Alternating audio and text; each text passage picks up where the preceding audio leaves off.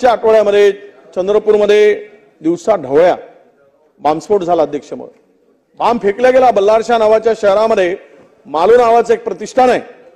त्यामध्ये खरं तर तिथे त्या बल्लारशाहमध्ये अध्यक्ष महोदय आम्ही सगळ्यांनी तसं सांगितलं म्हणजे माहिती आपल्या लक्षात आणून देतो की त्याच्या पूर्वी मनसेचा कामगार सेनेच्या जिल्हाध्यक्षावर गोळीबार झाला.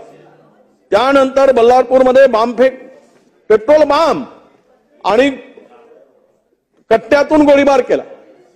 अध्यक्ष महोदय कायदा सुव्यवस्थेचा विषय निर्माण झाला. खरं म्हणजे हे जे बल्लारशाहमध्ये जे काही गोळीबार झाला अध्यक्ष महोदय त्या तो आरोपी तडीपार होता. तो आरोपी गुटखा आणि अवैध व्यवसायात गुंतला होता. तो तडीपार असलेला आरोपी 8 दिवसापासून त्या शहरात होता. याची सूचना दिली गेली. ज्या मालू नावाच्या व्यक्तीवर हे जे त्याच्या प्रतिष्ठानावर दुकानावर जो काही बॉम्बस्फोट आपला बॉम्ब फेकला गेला पेट्रोल बॉम्ब अध्यक्ष महोदय इतका गंभीर विषय आहे. तो ते दुकान जळलं. ते वाचलेत. त्याच्या पायाला गोळी लागली आणि या पीआयनी तिथल्या कुठलीच कारवाई केली नाही. माझी सरकारला विनंती आहे अध्यक्ष महोदय इतकी गंभीर घटना होत असताना त्या पीआयला सस्पेंड केलं पाहिजे होतं. खरं म्हणजे आपण तिथून सूचना द्या. 8 दिवस तडीपार झालेल्या व्यक्तीची माहिती देऊन सुद्धा त्याला प्रोटेक्शन देण्याचं काम झालं आणि म्हणून त्यावर कारवाई व्हावी अशी माझी आपल्याला विनंती आहे. आणि दिवसाढवळ्याच पुन्हा ते कामगार सेनेच्या जिल्हाध्यक्षावर गोळीबार झाला. शहरामध्ये गजबज असेल सगळ्या मार्केटमध्ये त्या मार्केटमध्ये हा गोळीबार झाला अध्यक्ष महोदय. आणि तिसरी घटना अत्यंत महत्वाची अमरावतीच्या कारागृहामध्ये दारुगोळ्यांचा चंडू फेकल्याने तिथे स्फोट झाला. म्हणजे हे तीनही घटना मोठा स्फोट झाला. संपूर्ण कारागृह हादरून निघाल.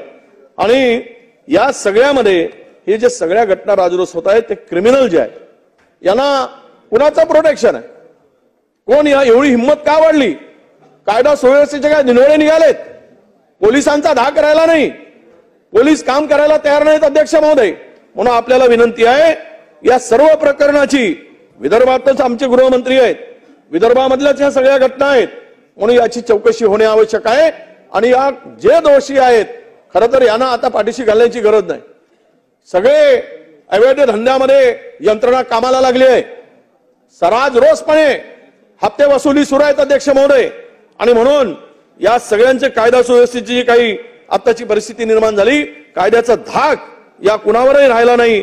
म्हणून आपल्याला विनंती आहे अध्यक्ष महोदय की आपण या ठिकाणी कारवाईचे आदेश द्यावेत.